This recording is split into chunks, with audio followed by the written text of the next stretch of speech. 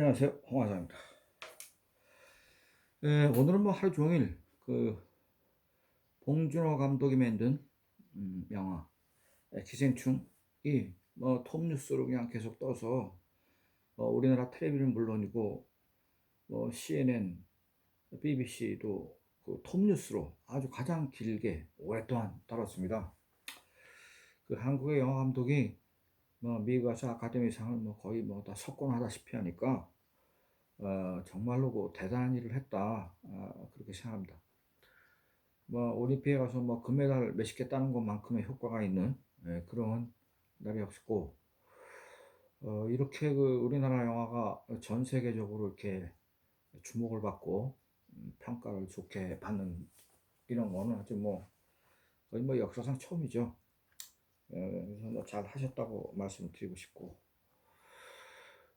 단 하나 이제 우려하는 거는 그 전 세계 영화 시장에서 그 천만 관객이 그 입장을 하는 그런 영화도 드물지만은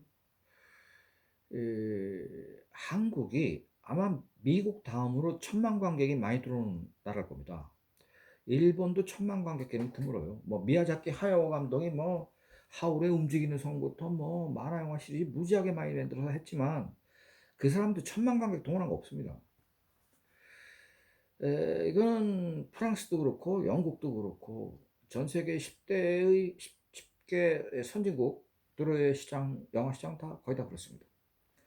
그러니까 일본이나 프랑스나 영국이나 독일 같은 나라들은 관객들의 개성이 강하기 때문에 자기가 딱 보려고 하는 영화만 보지 뭐 천만이 들었다더라, 뭐 그 영화가 무지하게 뭐 재밌다더라 이렇게 해서 가는 나라가 아니죠. 이 관객 자체의 니즈가 아주 복잡하고 우리보다는. 그래서 우리나라처럼 이렇게 천만 관객이 뭐 줄줄 쳐서 뭐 영화 명량서부터 시작해서 명량 1700만 명 이상 들고 막 그랬잖아요. 우리나라는 그 양극단의 그 쏠림 현상이 무지하게 심한 나라입니다. 그러니까 누가 뭐 그 500만 봤다더라 그러면 자기도 가서 봐야 되고 그래서 가서 보는 거죠. 앞으로 우리나라의 모든 영화 감독들은 천만 관객의 영화를 만들기 위해서 이는 데는 머리를 짜낼 겁니다. 그래서 천만 관객이 든 영화가 하나 나오면 인기몰이를 하게 되면 다른 감독들이 만든 의식 있고 좋은 영화는 손님이 줄겠죠, 아무래도. 그러니까 이게 영화계는 지금 부익부 빈익빈 현상이 그냥 극단적으로 가고 있는 데다가 그나마 의식 있는 영화를 만드는 감독들이 관객이 뭐 불과 좋은 영화들은 뭐 얼마 안 들잖아요. 몇만 명도 잘 안 되니까. 뭐더 솔직히 얘기하면 제 후배들 중에 영화 감독하는 후배들 보면 처음에는 조금 주목을 받는 한 5만짜리 영화를 하나 만들었는데, 그러니까 영화사 쪽에서 아이고 한 5만인 들었어? 그러면 그냥 저 예산을 하나 더 해봐 뭐 이러면 되게 두 번째 가서 실패하더라고요. 그리고 세 번째 영화 감독하려고 지금까지 제가 두 번째 영화까지 다 봤는데 세 번째 영화 그거 아직도 못 만들고 있는데 벌써 15년 흘렀습니다. 그러니까 감독은 끝났다는 거죠. 오늘 뭐 영화 감독 이규형 영화 감독, 그 친구가 한 80년대 아주 날렸던 감독인데 오늘 세상을 떠났더라고요. 63세. 나이도 얼마 안 됐는데. 그 친구도 80년대 날렸지만은 그, 그 이후에 후속 그 영화 좋은 게 별로 나오지 않고 또 시대의 흐름에 밀려서 결국은 뭐 쓸쓸하게 우리 인천에 있는 또 조그만 병원 장례식장에서 세상을 떠났더라고요. 아주 안타깝다고 생각합니다. 자, 이게 지금 미국의 우리나라의 프로야구 선수들이 가서 지금 활약한 선수들이 많죠. 성적도 잘 올리고. 사실은 그 우리나라의 그 프로야구 선수를 미국에 스카우트 해갈 때 여러분들 다 아시는 얘기겠지만 돈은 뭐 몇백억씩 주고 데리고 가잖아요. 그럼 그 몇백억을 미국의 야구 구단이 주는 게 아니잖아요. 우리 한국 국민이 세금으로 다 내는 거 아닙니까? 단적으로 얘기하면 그 선수를 미국에 데리고 와서 미국의 메이저 리그에 등판시켜서 뛰게 하고 그 경기의 중계권을 한국의 텔레비 회사에 팔아서 에, 결국은 미국에서는 돈 한 푼도 안 들이고 오히려 세금만 뭐 수십억씩 떼어갖고 가는 이런 거를 미국이 하잖아요. 이번에 지금 봉준호 감독의 기생충이 아카데미상을 석권했다는 거는 인정을 받았다는 얘기도 되지만 한편으로는 그 미국의 영화 배우들이 영화를 만들어서 막 세계적으로 유명한 사람들이 막 한국에 와가지고 개봉할 때 막 와서 사전 인사하고 한 이유도 여기는 천만 관객이 터지는 나라이기 때문에 일본도 그런 현상이 없는데 한국만 그러니까 이건 흥행 수입을 올리기 위해서 와야 된단 말이에요. 그러니까 이제 그 한국 시장을 좀 더 공략하기 위한 할리우드의 그 놀라운 계략이 아니냐, 작전이 아니냐, 저는 그렇게 보고 있습니다.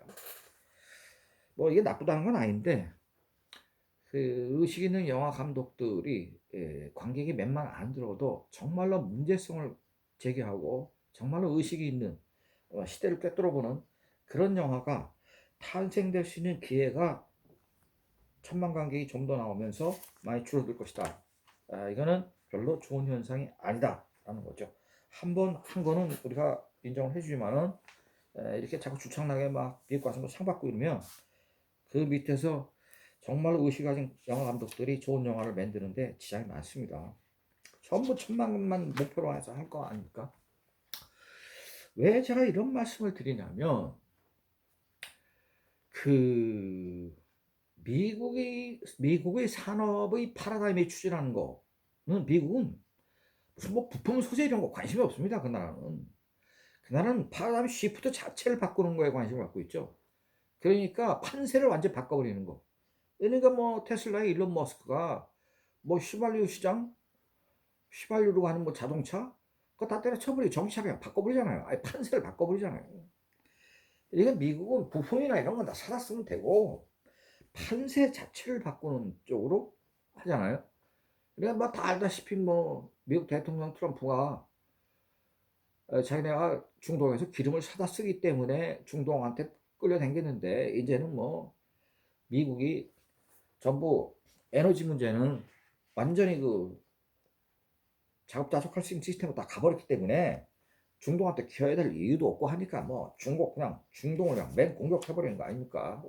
셰일가스로 다 독립해버려서 셰일가스의 채산을 맞추기가 어려웠는데 그걸 맞췄다는 게 역시 미국이잖아요.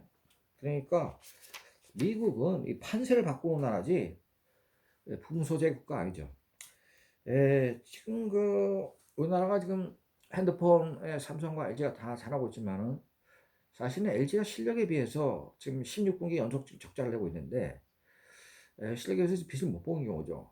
삼성전자가 워낙 잘하기 때문에. 근데 이 국가가 산업이라는 게 한 개 회사만 잘해서 되면 안 되거든요. 그러니까 뭐 일본이 지금 뭐 상위 가전사 8대사가 지금 삼성전자한테 다 졌고 이익도 적고 뭐 매출도 다 합쳐봐야 8대 다 합치면 한 삼성전자보다 조금 많을 겁니다. 이렇게 되지만 걔들이 아주 쉽지 않게 버티고 있는데 우리나라도 그 삼성전자, LG전자가 같이 다 잘 돼야 됩니다. 어쨌든 뭐 가전에서는 이제 삼성보다는 LG가 더 세계 시장을 더 잘하고 있긴 한데 휴대폰이 좀 더 잘했으면 좋겠어요. 근데 이제 제가 그 영화의 문제도 그 다양성의 문제를 지금 말씀을 드리고 있는 겁니다. 휴대폰도 그 앞으로 휴대폰의 변화의 속도가 혹은 이 변화의 그 상황이 굉장히 지금 달라지고 있지 않습니까? 그러니까 휴대폰이 앞으로 이제 뭐 아예 뭐 그 휴대폰이라는 게 아예 없어진다고 좀 하는 거 아닙니까? 나중 되면은. 그래서 그 휴대폰이란 건 없고 단지 조그만 단말기 하나가 모든 걸 다 해결해 버린다는 게 지금 벌써 3년, 4년 전부터 나온 얘기인데 그런 상황이 지금 현재 휴대폰은 뭐 폴더폰 뭐 접고 뭐 하고 뭐 세 면으로 접고 두 면으로 접고 지금 중국은 세 면으로 접고 우리는 두 면으로 접고 뭐 이런 식으로 막 가려고 하는 거 아닙니까? 그런데 휴대폰의 그 마지막 그 종착역은 아마 없을 겁니다. 휴대폰은 결국은 휴대폰이 아닌 다른 형태가 나오겠죠. 근데 저 같은 경우도 이제 제일 불편하게 생각하는 게 휴대폰을 집에다 놓고 서울에 일 보러 갈 때가 있어요. 정신머리가 없어 갖고. 그러면 집에 다시 와서 휴대폰을 들고 가지 않으면 안 되죠. 그런데 휴대폰을 왜 우리나라의 그 통신사에서 두 개를 똑같은 번호를 쓰게 하지 않냐. 값이 좀 하나는 좀 싸게 해서라도 다른 번호로 아예 사 갖고 두 개를 꼭 사게 만들잖아요. 이거는 이제 휴대폰 그 통화 회사, 휴대폰 회사들이 이걸 많이 내기 위해서 지금 그런 걸 하는 거 아니에요? 그러면 집에서 나갈 때 휴대폰을 안 나가고 와도 시계는 차고 나갈 수 있고, 시계는 차더라도 휴대폰을 안 갖고 갈 수도 있어요. 그러면 시계와 휴대폰이 연동이 되면 되는데, 그럼 급한 대로 시계를 통해서도 휴대폰을 할 수가 있을 텐데, 이런 거를 지금 막고 있는 거죠. 기술은 제가 볼 때 다 된다고 봅니다. 자, 그래서 휴대폰의 진화는 이루 끝없이 진화가 될 것이다. 그래서 지금 뭐 제가 쓰고 있는 이 지금 뭐 삼성 저 노트도 저 안에 뭐 스마트띵 다 들어있습니다. 스마트띵. 근데 그 스마트띵이라는 건 뭐 지금 스마트 시티가 이제 곧 오잖아요. 그러면 아파트 질 때 스마트띵을 할 수 있는 모든 여건을 그 새로 진 아파트에 다 넣는다는 거 아닙니까? 그러면 회사에 출근하면서 아파트 온도 올리라고 휴대폰으로 딱 설정해 버리면 집에선 저 혼자서 온도 딱 23도에 맞춰 놓고, 그다음에 내가 도착했을 때 되면 이미 밥이 다 되게, 전기밥솥에다 명령하면 전기밥솥 이미 밥 다 해놓고, 그다음에 아침에 바빠서 세탁기에 빨래를 못 하고 나왔는데 그거 누르면 세탁기 저 혼자 돌아갈 거고. 그래서 집에 안에 있는 모든 것들이 전부 스마트띵으로 이제 해결해 버리는데, 이제 스마트 시티하고 같이 오겠죠. 그 다음에 이제 스마트폰이 해야 될 일이 뭐냐 그러면, 그럼 제가 볼 때 로봇화와 연계입니다. 로봇화와 연계. 지금 그 로봇 산업은 뜻밖에도 일본이 세계에서 제일 발달했습니다. 한국 로봇 산업이 거의 뭐 전무한 거죠, 전무. 근데 미국 로봇 쪽에는 아예 그 족보있는 회사가 별로 없습니다. 한 개 회사 있던데 제가 조사해 봤더니 뭐 작년 매출이 뭐 한 2,800원인가 뭐 얼마 되지 않더라고. 근데 일본 같은 경우는 일단 세계에서 제일 1등의 로봇 회사가 화나가 아닙니까? 뭐 주로 산업용 로봇을 하지만은, 그 다음에 화납 다음에 그 로봇 회사로서 제일 큰 데가 야스카와 전기라는 데인데, 이 회사는 그 산업용이라기보다는 가정용 쪽에 지금 치중하고 있죠. 그 다음에 스위스에 있는 그 세계적인 중공업 회사이자 로봇 회사인 ABB 그룹, 뭐 중공업의 한 세계 1위입니다. 터널 파는 데 가서는 세계 1위인데 스위스 사람들이 제일 무서워요. 제가 지금 일본 얘기를 뭐 한 100회 정도 지금 하고 끝을 내고 스위스로 넘어가려고 지금 그러는데, 뭐 조금 몇 개만 더 하고 이제 스위스로 넘어갈 겁니다. 그래서 스위스 가지고 한 100회 정도만 해보려고 하는데, 한국이 배워야 될 나라는 일본이 아닙니다. 스위스입니다. 스위스. 일본은 우리가 참고할 건 많은 나라예요. 참고할 건 진짜 많은 나라인데 우리의 목표 지점은 일본이 아닙니다. 스위스. 스위스를 배워야 됩니다. 스위스. 스위스는 전 분야가 다 강합니다. 그래서 이 스위스의 지금 ABB 그룹 같은 게 보통 통상적으로는 이 중공업으로 알려져 있지만은 사실은 지금 이 로봇 산업에서도 세계 랭킹 4등 안에 들어와 있습니다. 그 다음에 또 하나 이제 로봇 유명한 회사이 독일 쿠거거든. 쿠가인데 쿠거가 지금 중국의 미터 그룹에 합병 연수 넘어갔죠. 넘어가 버렸어요. 넘어가서 지금 중국이 세계 4대 로봇 강국에 지금 들어와 있습니다. 독일은 여기서 빠져버렸고요. 미국은 아예 로봇 회사라는 게 별로 뭐 별볼이 없는 거 없고요. 그런데 이제 일본이 그러면 세계 4대 메이커 중에서 두 개가 지금 들어와 있거든요. 그게 왜 이런 현상이 왔냐면, 전 세계에서 로봇을 제일 먼저 발명한 나라가 일본입니다. 사실은 1780년대 이미 로봇을 발명했거든요. 애들이. 그 로봇이라는 게 뭐냐면 가라쿠니 인형이라고 그래서 그 요만한 20cm짜리 인형인데, 그 인형에 태오를 감고 인형의 손바닥 위에 이런 녹차잔을 딱 올려놓고 탭을 딱 간 다음에 딱 여기다 땅바닥에 놓으면 지가 맞은편에 있는 손님 앞에 정확하게 그 길이만큼 60cm면 60cm만큼 딱 가서 거기서 딱 멈추고 찻잔을 싹 손님한테 내려놓습니다. 이게 가라꾸리 인형이라는 거거든요. 이걸 만든 사람은 누구냐면 다나카 히사시게라는 사람이에요. 다나카 히사시게 1780년도에 이 다나카 히사시게는 바로 그런 가라꾸리 인형을 설계해서 만든 사람입니다. 나무로 만들었죠. 그리고 그 중에 금속이 조금 들어있고 그런데 나무로 그걸 조립을 해가지고 탭을 만들어서 감고 그 안에 치자 톱니바퀴들이 서로 맞물려 가지고 굴러가서 목표 지점인 60cm면 60cm 앞에 정확하게 갈 수 있도록 설계한 겁니다. 이게 사실은 서비스 로봇이죠. 나무로 만들었지만 그걸 일본이 세계 최초로 한 거고 그때 그 만든 제품 중에 하나는 지금 영국 대형박물관에 가 있습니다. 그 정도로 당시로는 놀라운 기술이고 지금도 그거를 일본의 나무 목조 목수 기술자들이 나무를 파서 그렇게 하라고는 못한답니다. 너무 정교해서. 그걸 그 만든 다나카 히사시게가 바로 도시바를 창업한 사람입니다. 도시바.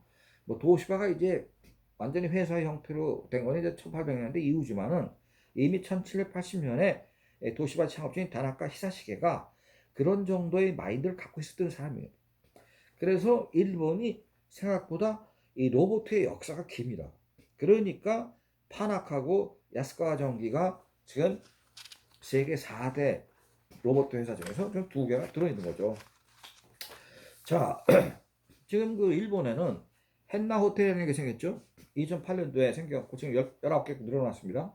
헨나라는 말은 원래 그 뭐 변태 그럴 때도 헨나 또 뭐 이런 말을 하지만은 변화라는 뜻으로 헨나 변화라는 뜻을 씁니다. 이 호텔이 지금 뭐 긴자에 하나 있던데 거기 가면 그 프론트에 있는 직원 남자 여자가 전부 로봇이죠. 그래서 손님이 딱 들어가면 하이 이라시마세 그리고 둘이 합창을 합니다. 그래서 그 종업원하고 얘기가 가능합니다. 예약하셨습니까? 그럼 예약했다. 그러면 이름이 뭐죠? 남아야 남됐을까? 그러면 뭐 이름이 뭡니다. 그러면 지가 그 화면을 보면서 또 저 입력이 돼 있으니까 그 손님한테 그 방번호의 키를 줍니다.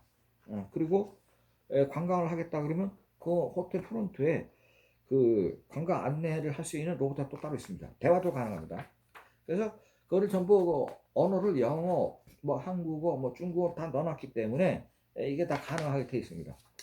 자, 이게 이제 이쪽에 서비스 로봇이죠. 이거 뭐 사진으로 잠깐 추가해서 보여드리겠습니다. 지금 현재 그 헨나 호텔의 프론트의 모습입니다. 여기 좀 로봇들이죠. 사람이 아니고. 그러면 이제 그 호텔 안에 들어가면 방에 그 LG 에서 나온 요새 그 트럼 스타일러 뭐 바지 그게 지금 그 방마다 다 있습니다. LG는. 그래서 이 호텔이 지금 좀 궁금하잖아요. 사람들이 봤을 때 이거 뭐 호텔에 지금 로봇가 들어와 있어. 그런데 지금 일본은 아이보 같은 경우는 이제 애들하고 놀아주시는 로봇을 벌써 개발한 지 한 10년 정도 됐을 거예요. 그런데 이 로봇 값이 비싸잖아요. 예. 그래서 사실은 10년 전에 보면 일본의 로봇와 소니가 이제 로봇 개발했죠.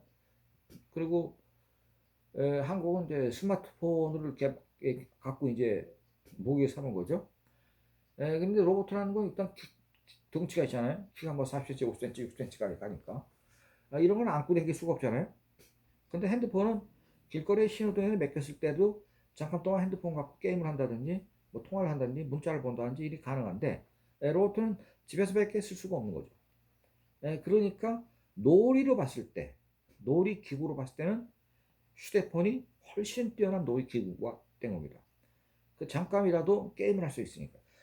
그래서 결국 일본 로봇 산업이 죽을 쓴 거죠.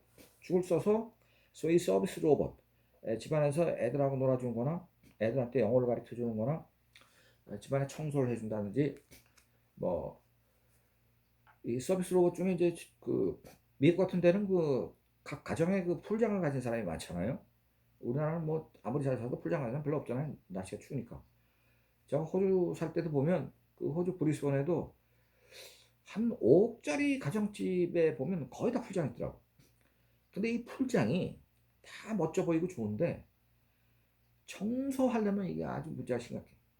풀장 아무리 작게 해도 폭이 10m는 넘는데 청소를 하려면 그 바닥에 가라앉은 그 낙엽부터 가라앉은 흙먼지를 그 제거하려면 물을 다 빼야 되거든. 그럼 조금 잘 사는 집 같으면 이 풀장의 기록지가 한 20m 되는데 그 20m에 있는 물 다 빼고 거기 들어가서 낙엽 다 죽고 흙 청소를 전부 걸대로 딱 대걸레로 문지르려면 시간 오래 걸리잖아요. 그러니까 이 스위밍풀을 청소할 수 있는 그 로봇이 나왔어요 지금. 미국에서 다 쓰고 있습니다. 그러니까 이런 거 같은 경우는 굉장히 편리하잖아요. 물을 빼지도 않아도 되고 로봇만 거기 집어넣으면 지금 로봇가 다 굴러갑니다. 요새 유튜브 보면 다 나와 있습니다. 그 동영상 움직이는 게. 자 이렇게 해서 지금 현재 모든 그 로봇의 중심은 산업용 로봇이죠. 그래서 뭐 자동차 조립한다든지 이런 게 지금 현대자차 공장 같은 데 가보면 전부 그 도장 같은 거는 전부 산업용 로봇들이 다 하고잖아요. 그래서 이미 산업체에는 산업용 로봇들이 뭐 어마어마하게 진출해 있습니다. 단 가정용 로봇은 아직도 많이 안 돼 있어요. 그리고 이제 소위 서비스용 로봇이죠. 그러면 지금 그 중국의 북경의 중관촌 있죠. 중관촌 뭐 중국의 실리콘밸리 아닙니까? 지금 중관촌에도 지금 로봇 서비스하는 커피숍이 등장했습니다. 예. 그래서 여기는 현재 뭐 110cm 정도의 로봇가 지금 서비스를 하고 있고 그 로봇과 대화도 가능합니다. 그래서 이 중간촌은 알다시피 뭐 실리콘밸리여서 그 젊은 사람들이 창업을 할 수 있도록 중국 정부가 뭐 특별히 혜택을 주고 지원을 하면 되잖아요. 그래서 결국 이제 중국 정부가 이 로봇 커피숍을 그 지원을 했죠. 자금 청년 그 개발자들한테. 그래서 이게 뭐 작년 고에 문을 열었고, 다만 이제 로봇는 지금 현재 그 시간당 시속이 약 그 11km밖에 안 되죠. 그러니까 10m 움직이는데 막 30초, 40초씩 걸려서 조금 느린 점은 있지만 굉장히 신기하고 서프라이즈하고 하니까. 그리고 이 로봇은 지금 상당히 그 진행이 돼가지고 뭐 인사는 기본적으로 다 할 수 있고 손님 앞에 가서 정확하게 아유 아이니하오 안녕하십니까 그리고 여기 주민한 커피가 왔다고 얘기를 할 수 있어요 중국어로. 그 다음에 손님들이 이렇게 가면 센서가 손님이 자기한테 너무 접근을 많이 했다 그러면 죄송합니다 잠깐만 제가 먼저 갈게요 이렇게 얘기할 정도로 그 로봇의 지능을 지금 개발해 놨습니다. 자, 이 산업용 로봇은 이 서비스용 로봇은 앞으로 그 사용 범위가 지금 무궁무진할 겁니다. 그러면 지금 핸드폰은 기본적으로 우리가 삼성이 만들어서 팔아서 LG가 만들어서 팔아서 그거 가지고 통화하고 게임하고 그거 뭐 이메일 들어온 거 보고 뭐 카톡도 하고 뭐 이런 뭐 기본 기능은 다 이제 모든 게 다 갖춰지죠 완벽하게. 근데 그 다음으로 휴대폰이 해야 될 건 뭐냐면 서비스 로봇 혹은 산업용 로봇 서비스 로봇 중에 이제 핵심 중에 하나는 뭐냐면 원자력 발전소 같은 데 들어갈 수 있는 로봇을 이제 만드는 거죠. 그는 이제 후쿠시마의 원자력 거기에는 아예 뭐 사람이 들어가지 못하잖아요. 그럼 바로 죽어버리니까 얼마 있다가 이제 그런 데다가 이제 로봇을 이제 투입하는 거. 그 다음에 군대에서 군사무기로 뭐 지뢰를 제거하는 로봇. 이거는 사람이 하면 또 위험할 수가 있으니까 뭐 이런 것부터 이 로봇을 쓰시는 범위가 무지하게 많죠. 그 의료용 로봇. 그러니까 지금 벌써 이미 좀 하고 있는데 사람을 수술할 때 로봇가 단 0.01mm 오차도 없이 정확하게 그 움직이는 거. 그 다음에 화재 현장에 고층 빌딩이 불이 나거나 뭐 어저께처럼 뭐 모텔이 뭐 불이 타거나 이럴 때 사람이 들어가면 소방수들이 목숨이 위험한 데서 사실은 컨트롤러로 이제 조종하는 게 아니라 휴대폰도 기능적 이를테면 이거는 소방수들한테 필요한 휴대폰에 앞으로 깔아가지고 자기가 로봇을 데리고 가서 화재 현장에 로봇을 투입해가지고 핸드폰으로 전부 조작을 할 수 있는 이런 게 되는 거죠. 또 원자로를 보수할 때도 로봇가 들어가서 핸드폰으로 그 로봇에게 동선을 계속 지시해주면서 카메라까지 다 봐갖고 현장에서 다 볼 수 있으니까요. 볼 수 있게 해서 이렇게 이제 아마 쓰이는 게 나올 텐데 그 범위가 이루 말할 수 없이 넓다라는 거죠. 세탁, 청소, 조리, 건조, 애들하고 노는 거 이건 물론이고 수영장 청소, 뭐 영어, 기타, 뭐 독일어, 뭐 어느 나라 언어든지 다 공부할 수 있고 그다음에 군대에서 이미 뭐 드론이 뭐 포격하는 건 얼마 전에 다 미국에서 한번 보였잖아요. 그러니까 이제 앞으로 로봇끼리 전쟁하는 거죠. 뭐 드론이 로봇이랑 마찬가지니까요. 또 더군다나 뭐 미국의 펜타곤에 앉아서 그 지금 드론이 갖고 포격하는 장면 다 보고 있잖아요. 이런 식으로 사실은 이 역할을 컨트롤러가 하는 게 아니라 휴대폰 안에 어플이 들어오고 AI가 들어오면 결국은 이 핸드폰이 다 할 것이다. 그래서 핸드폰의 미래는 지금까지 개인이 갖고 있는 통신 수단과 게임 혹은 이런 걸 더 지나서 원유나 가스전을 개발할 때 그러면 리비아 바닷가에 자, 리비아 문제는 좀 유럽의 EU 쪽에서 봤을 때는 좀 거시기한 문제이긴 하겠지만은 뭐 리비아 가다피가 뭐 나쁜 놈이긴 한데 독재하고 사실 가다피를 제거했을 때 여러 가지 작전 상황을 보면 아주 이상한 게 많거든요. 영국하고 프랑스하고 이 거기 제거 작전에 집중적으로 들어갔고 미국도 거기에 동참을 했고 결국은 저는 그 이유가 가다필 중인 거는 리비아의 원유와 가스전을 먹으려고 했던 거다라고 봅니다. 그럼 이제 원유 같은 거를 리비아의 원유는 아주 양질의 원유입니다. 특히 육상에 있는 원유는 거의 정제가 필요 없을 정도로 양질의 원유거든요. 근데 이제 원유나 가스전이나 전부 그 바닷속에 있으니까 이거를 팔아 들어가는데 수심부터 1,500m 내려가잖아요. 그러니까 지금 그 우리나라의 그 유조선 선단들이 가면은 뭐 위에 떠 있는 것부터 밑에 바다의 시추선부터 다 가갖고 한 팀이 이루어서 하는데 뭐 그런 경우는 지금까지 현재 기술로 하고 있는데 이제 앞으로는 이것도 전부 로봇들이 들어가서 물속에서 공사를 할 거다.